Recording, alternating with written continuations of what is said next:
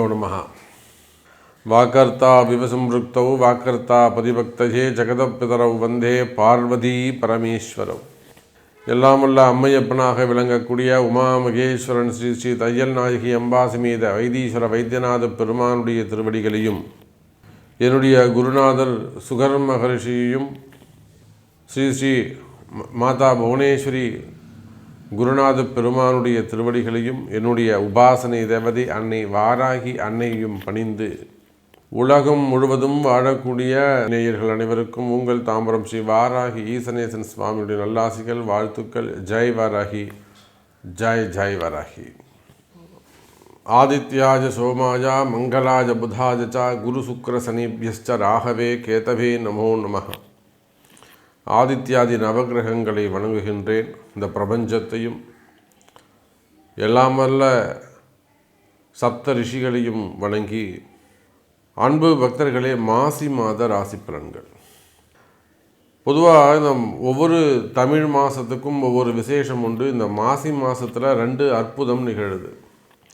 ஒன்று என்னன்னு கேட்டிங்கனாக்கா, 5 கிரக சேர்க்கை 6 கிரக சேர்க்கையெல்லாம் இந்த மாசி மாதத்தில் 5 கிரக சேர்க்கை ஏற்படுகிறது. அதே போல் பங்குனி மாதத்தில் 6 கிரக சேர்க்கை ஏற்படுகிறது.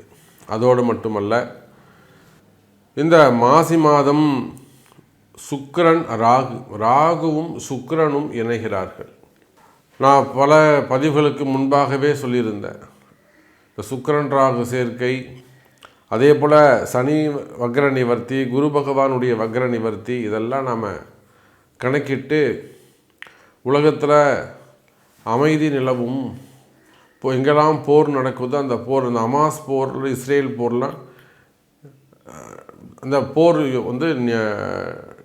நிற்பதற்கான வாய்ப்புகள், சமாதானம் ஏற்படுவதற்கு அதிகமான வாய்ப்புகள் உண்டு, போர் நின்று போயிடும் அப்படின்னு சொல்லிட்டு ஒரு 3 மாதங்களுக்கு முன்பாகவே நம்ம பதிவிட்டு இருந்தோம்.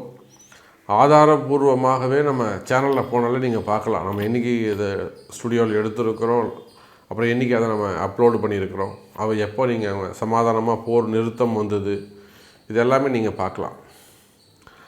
அப்போது இந்த கிரக சேர்க்கை ஜெயிக்கும் ஒரு இடத்துல இதெல்லாம் நம்ம எப்படி சொல்கிறோம், எப்படி இதை அக்யூரேட்டாக நம்ம கணிக்கிறோம் அப்படின்னாக்கா, ஒரு இடத்துல ஒரு கிரகம் சேருகிறது, சேர்க்கை ஏற்படுகிறது என்று சொன்னால் அது தனிப்பட்ட மனித வாழ்க்கைக்கு மட்டுமல்ல, இந்த பிரபஞ்சத்திற்கும் இந்த பூமிக்கும் அது பொருந்தும். பூமியை கடந்து வான்மண்டலத்துக்கும் அது பொருந்தும்.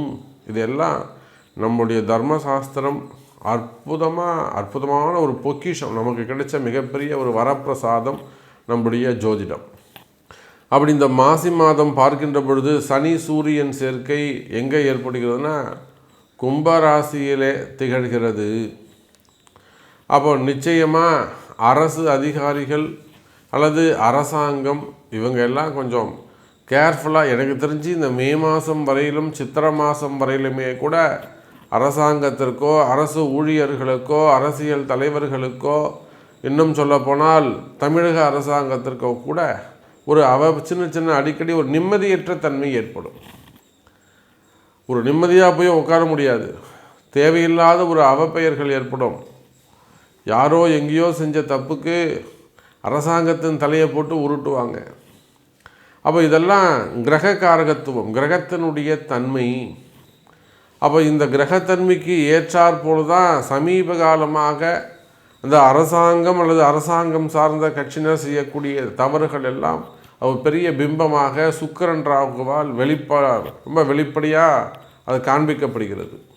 அப்போ இந்த மாசி மாதம் யாரெல்லாம் கவனமாக இருக்க வேண்டும் என்று சொன்னால், அரசியலில் ஈடுபட்டு இருக்கக்கூடியவர்கள், அரசியல் தலைவர்கள், அரசியலில் பொறுப்புகளில் இருக்கக்கூடியவங்க, புதுசாக பொறுப்புக்கு வந்திருக்கிறவங்க, அதே போல் அரசியலில் நமக்கு ஏதேனும் பதவிகள் கிடைக்குமா, பொறுப்புகள் கிடைக்குமான முயற்சி செய்யக்கூடியவர்கள், குறிப்பாக இப்போ புதுசாக பொறுப்பெடுத்துன்னு இருக்கக்கூடியவர்கள் ரொம்ப கவனமாக நடந்து கொள்ள வேண்டும்.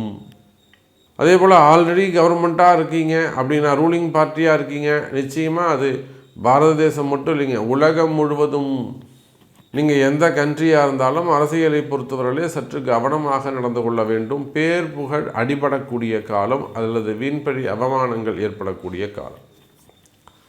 அரசாங்கம் தான் அப்படி இருக்குமா அப்படின்னு பார்த்தா அரசு ஊழியர்கள் எல்லா விதமான அந்த கவர்மெண்ட்டு சம்பளம் வாங்கக்கூடிய அத்தனை பேருக்கும் இது ஐஏஎஸ்க்கும் பொருந்தும், செக்ரட்டரி, சீஃப் செக்ரட்டரி, ஆளுநர் ஆகட்டும் அல்லது எம்பி எம்எல்ஏக்கள் ஆகட்டும், அவங்களும் அரசு ஊழியர்கள் தானே.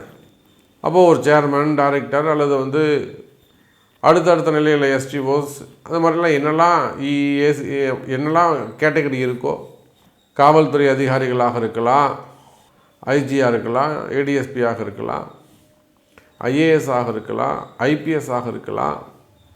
அப்போ அந்த மாதிரி அரசு ஊழியர்கள் அது எந்த நிலையில் கடைநிலை ஊழியராக இருந்தாலுமே கூட, அது உயர்ந்த ரேங்கில் ஒரு ஹையர் ரேங்கில் நல்ல பொசிஷனில் இருந்தாலுமே கூட, ஃபைனான்ஸ் மினிஸ்டராக இருக்கலாம், ஸோ எதுவாக இருந்தாலும் அப்போ அரசு ஊழியர்கள் அவர்களும் மிகுந்த கவனத்தோடு நடந்து கொள்ள வேண்டும். தேவையில்லாத மனக்குழப்பம், தேவையில்லாத வீண்பழி அவமானங்கள் திணிக்கப்படும்.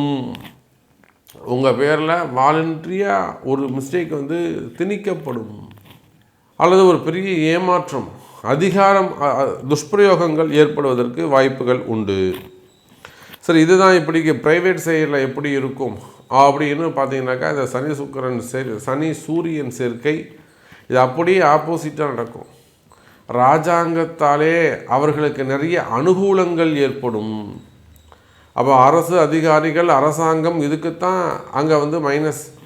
அதுவே ப்ரைவேட்டாக இருக்கக்கூடியவங்க, மக்களாக இருக்கக்கூடியவங்க, இவங்களுக்கெல்லாம் ரொம்ப ப்ளஸ்ஸாக இது அமைஞ்சு இன்னும் சொல்லப்போனால் இந்த சனி சூரியன் சேர்க்கை அங்கங்கே அரசை எதிர்த்து இன்னும் சின்ன சின்ன போராட்டங்கள்லாம் கூட நடத்துவதற்கு வாய்ப்புகள் உண்டு. ஸோ இதெல்லாம் நிறைய விஷயங்கள் இருக்குது. வேலை வாய்ப்புகளில் இல்லை பணி நிரந்தரத்துக்காக இல்லை வேறு எதுவும் சலுகைகள் வேண்டி இது ப்ரைவேட்லேயோ கவர்மெண்ட்லேயோ சின்ன சின்ன போராட்டங்கள், நிறைய போராட்டங்கள் நடக்கும், நிறைய வெளியில் வராது. ஸோ போராட்டங்கள் இதெல்லாம் நடக்கிறதுக்கு வாய்ப்புகள் உண்டு. சரி, வாருங்கள் உங்கள் ராசிக்கு எப்படி இருக்குன்றதை நம்ம பார்த்துடலாம். அன்பார்ந்த மேஷ ராசி என்பர்களே, இந்த மாதத்தை பொறுத்தவரையில் சிறப்பாக உள்ளது. நான் சொன்ன அரசியலில் ஈடுபட்டிருக்கக்கூடியவர்களுக்கு அவ்வளவு சிறப்பாக இல்லை என்று சொன்னேன். அது உங்களுக்கே தெரியும். நிறைய அரசியல் தலைவர்கள் ஒரு ஃபண்டு டிரான்சாக்ஷனில் ஒரு விதமான சட்ட சிக்கலில் இருப்பாங்க. ஒரு சில விஷயங்களை வெளியில் சொல்ல முடியாது, நேரில் தான் பேச முடியும். ஒரு சில சப்ஜெக்டை நேரில் தான் பேச முடியும். ஒரு பெரிய தலைவர்கள் கூட ஒரு விதமான ஒரு இறுக்கமான அல்லது சட்ட சிக்கலில் ஒரு பேச்சுவார்த்தையில் ஒரு செட்டில்மெண்ட்டில் இருக்கக்கூடிய சூழ்நிலைகள் ஏற்படுகிறது. அவங்க வயசை விட அவங்களுடைய அரசியல் அனுபவம் அதிகமாக இருக்கும். ஆனாலுமே கூட அவர்களுக்கு கூட ஒரு விதமான சட்ட சிக்கல்கள் ஏற்படுவதற்கு வாய்ப்புகள் உண்டு. கவனம் தேவை. அதே போல் தனியார் துறையில் வேலை செய்யக்கூடியவங்களுக்கெல்லாம் அற்புதமான முறையில் இருக்கும். ப்ரைவேட் ஜாப் செய்யக்கூடியவர்கள், தொழில் செய்யக்கூடியவங்க, பிஸ்னஸ் பண்ணக்கூடியவங்க, நீங்கள் எந்த மாதிரியான தொழில் செய்பவர்களாக இருந்தாலும் சரிதான்.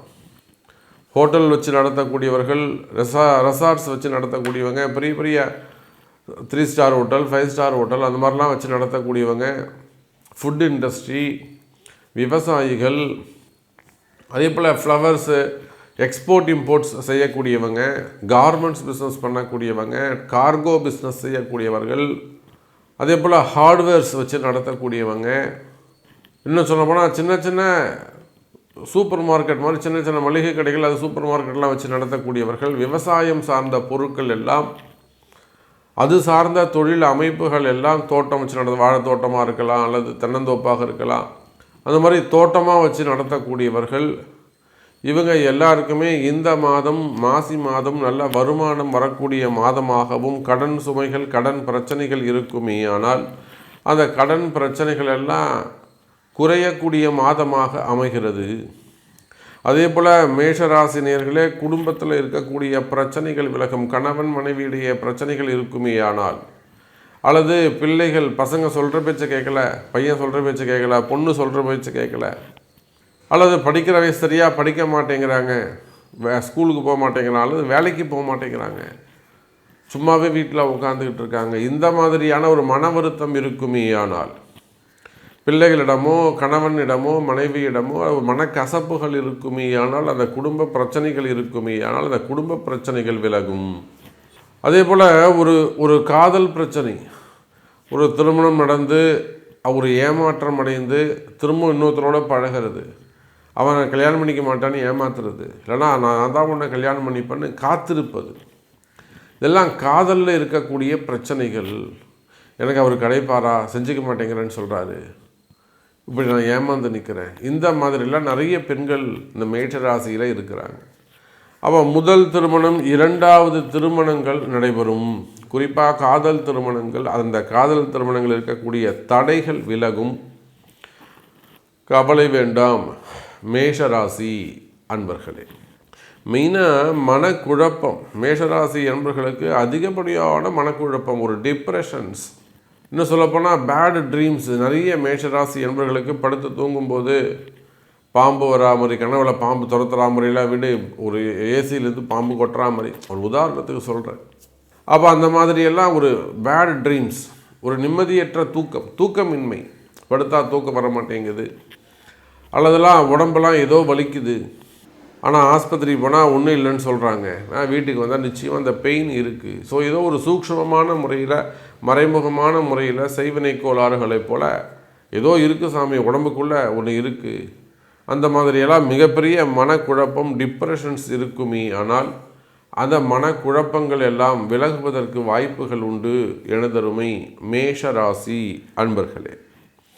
அதே போல் ஒரு தலை சுத்தலை வருது, ஒரு மயக்கம் வருது, உடல்நிலை ஆரோக்கிய குறைவுகள், உடல் உறுப்புகள் ஏதேனும் செயலிழப்புகள், இந்த மாதிரிலாம் உடல்நிலை பிரச்சனைகள் இருக்குமே. ஆனால் அதெல்லாம் உடனடியாக ஒரு ஆயுஷோமம் அல்லது அதுக்கு உங்களுக்கான உரிய ஒரு பரிகாரங்கள், எந்த மாதிரியான ஆலயங்கள் அது செஞ்சால் நல்லது, அதெல்லாம் கொஞ்சம் உங்கள் ஜாதகத்தை கொண்டு ஆராய்ந்து அந்த மாதிரியான பிராயச்சித்தங்கள், வழிபாடுகள், யாக வேள்விகள் செய்து கொள்வது சிறப்பை தரக்கூடியதாக இருக்கும் மேஷராசி அன்பர்களே. அப்போ மேஷராசியை பொறுத்தவரையில் இந்த மாசி மாதம் சிறப்பான மாதமாக அமைகிறது. உங்களுக்கு ஏதேனும் சந்தேகங்கள், கேள்விகள் இருக்குமே ஆனால் உங்களுடைய பிறப்பு ஜாதகத்தை கொண்டு தொடர்பு கொள்ளுங்கள் என்பதை தெரிவித்துக் கொண்டு மீண்டும் வேறு அற்புதமான பதிவில் சந்திக்கிறேன். நன்றி, நமச்சிவாயம். ஜெய் வராகி, ஜெய் ஜெய் வராகி.